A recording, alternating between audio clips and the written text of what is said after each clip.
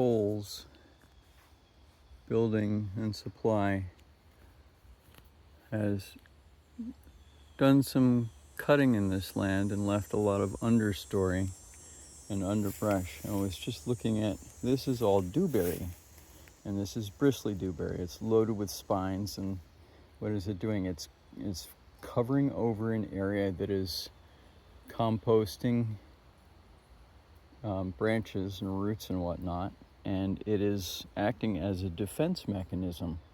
In a way, it's attracting attention to, birds and other things that eat the berries, and it doesn't have too many berries, but they're there.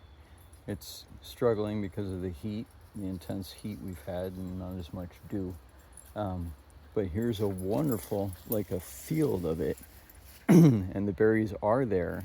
And the bristly dewberry, which I can't remember, yes I can actually. It's Rubus hispidus.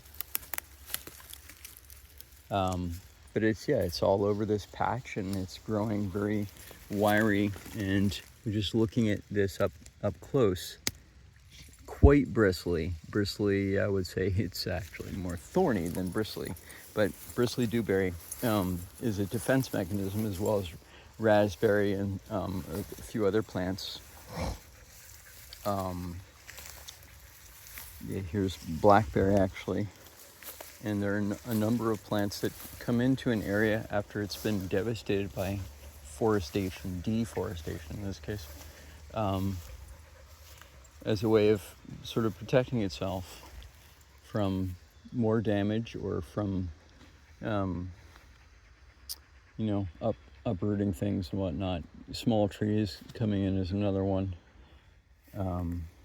Ferns, anything that will enrich the soil and help it work itself back to its normal state.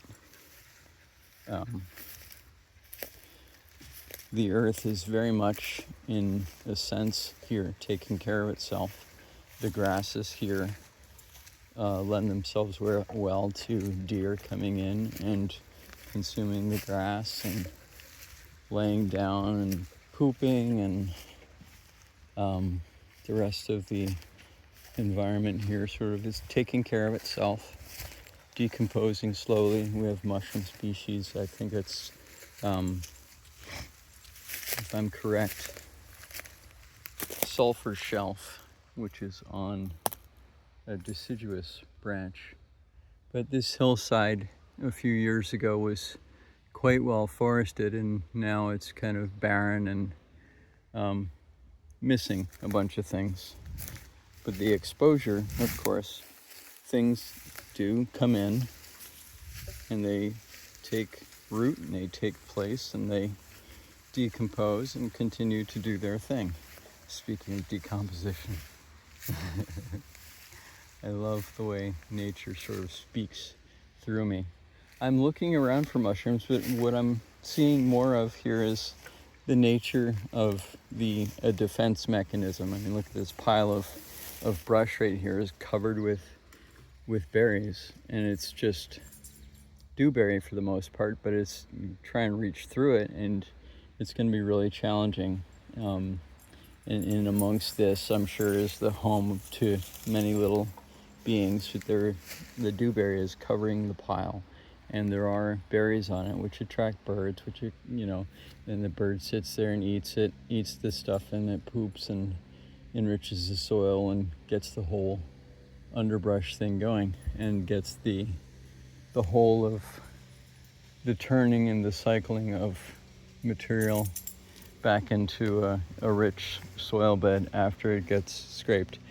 The soil here wasn't scraped as much as the trees were taken, so the shade, the coverage isn't there, and it was selective, as we can see by the stand of trees that remains. It was selective, but it was, for the most part, done kind of messy and mishmash, not the clearest and best strategies in mind, but nonetheless. And also, just to say when we do have a relatively rich environment, we also have, this is the base of the leaves for the lady's slipper orchid, and in fact, here is the remaining flower from the lady slipper. There might be seeds down in there as well. I don't think so. No, this doesn't actually have the seeds to it, so it's just the remainder of the lady slipper orchid on its stalk here. And the orchid, there are several orchids in here, and so I would say that the environment underneath the ground is fairly stable. It wasn't scraped like a lot of clear cuts are scraped and the earth pushed aside for mining purposes or whatnot. That didn't occur here. This is primarily for timber and for business in the timber industry, which I understand, and which they have rights to harvest and to do what they want. But there's a push locally to keep them out of going into opening up a solar field, and apparently that's an interest as well.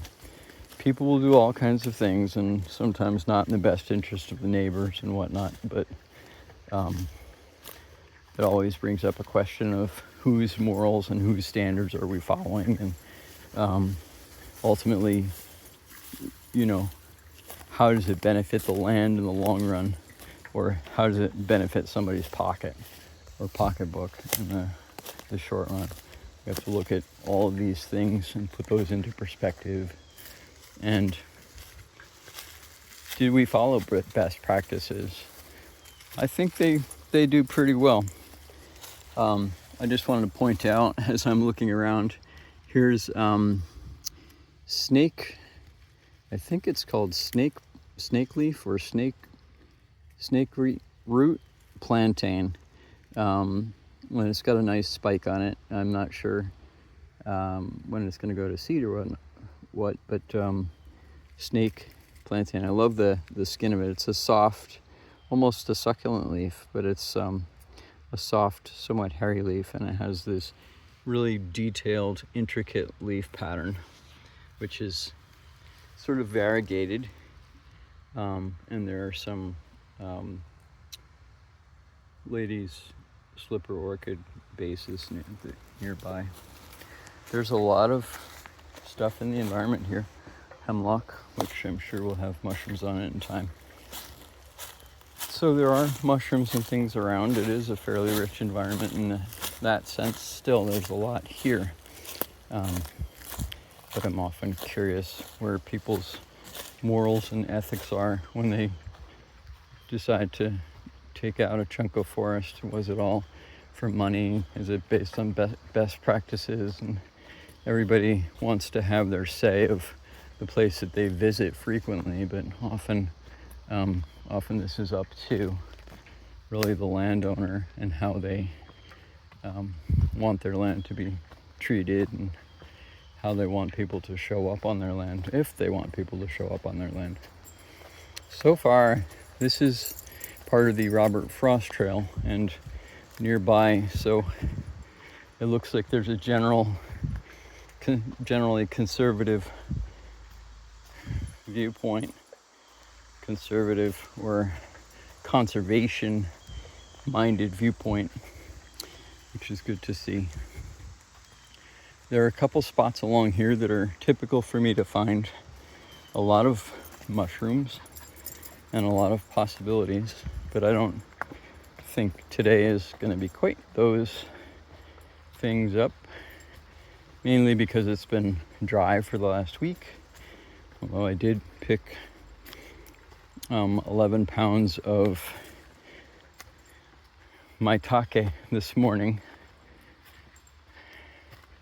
the hen of the woods, or Grifola frondosa, which is a nice find, and it was soft all the way back to the stem, or the stipe, which means that there's more marketable material there. So the 11 pounds is actually closer to 10 pounds instead of being 11 pounds, which is closer to 6 pounds typically when it's later in the season. This is a good spot right here because of the amount of greenery, and when it's got a nice soaking in. We need the colder temperatures to stir them up, but this is a great spot for Craterellus cornucopioides, black trumpets, and it's a field day here when that happens. It's also along the path, the edges of pathways in many conifer and hemlock forest. Just to point out a few things, and also the blue-green of this wood is actually from a mushroom, and this is actually birch. You can see by the striation on the bark itself that's left. A piece that's exposed here clearly is broken up, and this is a beautiful blue-green, and that is I can't remember the specific mushroom, but it's a very small mushroom that forms a line along when it's good and wet. Usually in the fall. It takes the cold temperatures to snap it, but I'd be curious if it came back and to see it grow. But the blue-green color is part of the dye and spore print of the mushroom itself. So when it dies back, or even before then, it bleaches out kind of partridge berry, and it runs into, it'll come up underground or whatnot, but it takes over the dead wood of primarily birch. So when you see that color of wood in the woodlands, or you see this blue-green wood crumbling, know that a mushroom did that, which is utterly fascinating. All right, I'm gonna pause the video for now and